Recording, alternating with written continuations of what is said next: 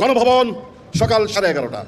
মুখোমুখি বসে আছেন স্বৈরাচার শেখ হাসিনা ও সেনাপ্রধান। বাদানুবাদ হচ্ছে।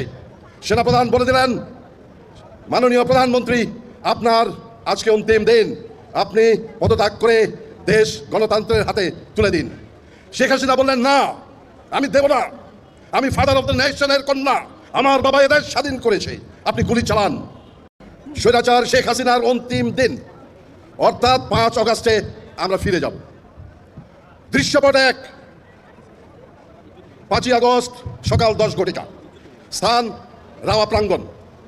এখানে অবসরপ্রাপ্ত অফিসারদের একটি অনুষ্ঠান ছিল।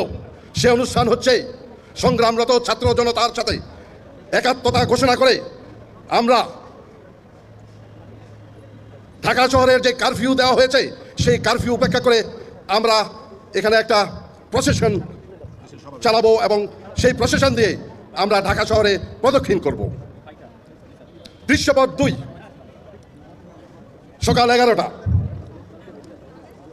ঢাকা শহরের চারিদিক থেকে বাঁধ ভাঙা বাণের মতো চারিদিক থেকে ছুটে আসছে ছাত্র জনতা। উত্তরা থেকে, মিরপুর থেকে আসছে